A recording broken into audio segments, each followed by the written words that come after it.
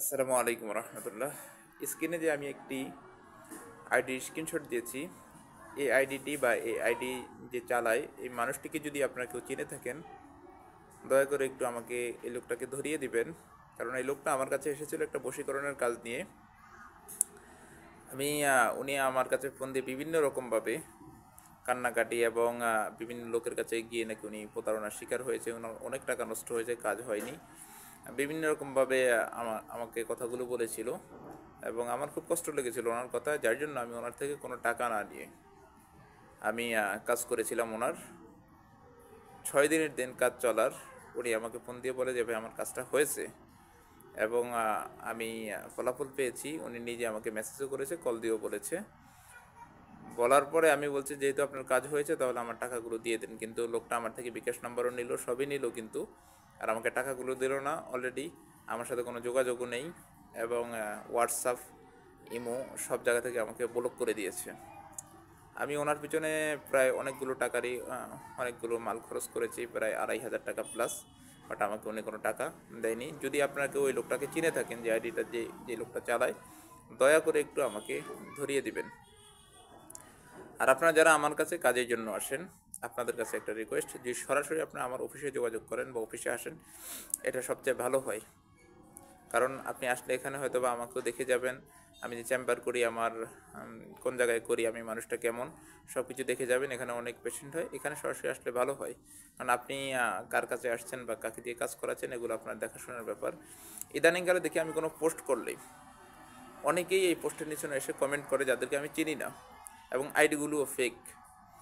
কমেন্টগুলো এমন করে যে এরা সবাই প্রতারক, এদের থেকে সবাই সাবধান, এদের দ্বারা কোনো কাজ হয় না। আমি এক মসজিদের ইমাম দ্বারা কাজ করাইছি, তার দ্বারা কাজ হয়েছে, বা এক হুজুর দ্বারা কাজ করাইছি, তার দ্বারা কাজ হয়েছে, এক ছাত্র দ্বারা কাজ করেছি, কাজ হয়েছে। ভাই আমি আপনাকে একটা কথা বলি, আপনি আমার পোস্টের নিচে এসে কমেন্ট করেন, ভালো করেন, আপনি কমেন্ট করেন, এটা নিয়ে আমার কোনো দাবি দাবা বা কোনো কিছু নেই আমার।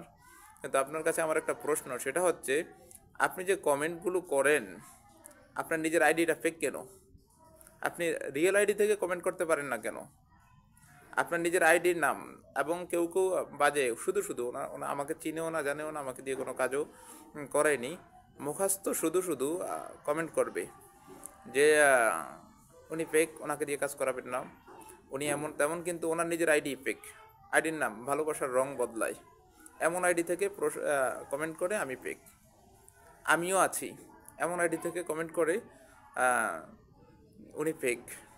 আরে ভাই আপনার নিজের আইডিটা ফেক, আপনি নিজে একটা ফেক মানুষই আমাকে কমেন্ট করতেছেন আমি ফেক।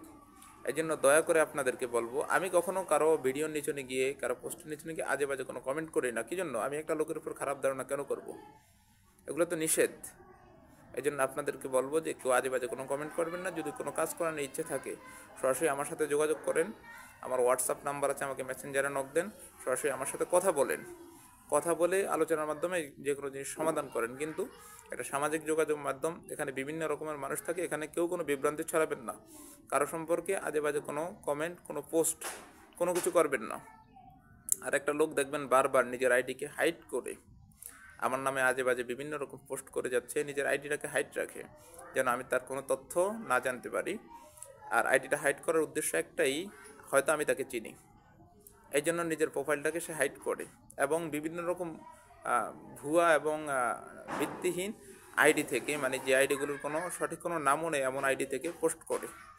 ঠিক আছে, আপনারা দয়া করে ওই লোকটাকে একটু ধরিয়ে দেন, আমি যেন তাকে চিনি এবং আমি আইনানুগ কোনো ব্যবস্থা তার ব্যাপারে নিতে পারি। শুধু শুধু আপনাদের মাঝে বিভ্রান্তি ছড়ায় এবং এগুলোতে আমার ব্যক্তিগত মান সম্মান ক্ষুণ্ণ হয় এবং আমি নিজেও আন্তরিকভাবে খুব কষ্ট পাই। এই জন্য এই লোকটাকে যদি কেউ ধরিয়ে দিতে পারেন, আমি আপনাকে পুরস্কৃত করবো সবার সামনে প্রকাশ্যে, আমি ওয়াদা দিয়ে যাচ্ছি।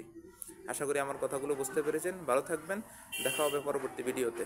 আসসালামু আলাইকুম রহমতুল্লাহ।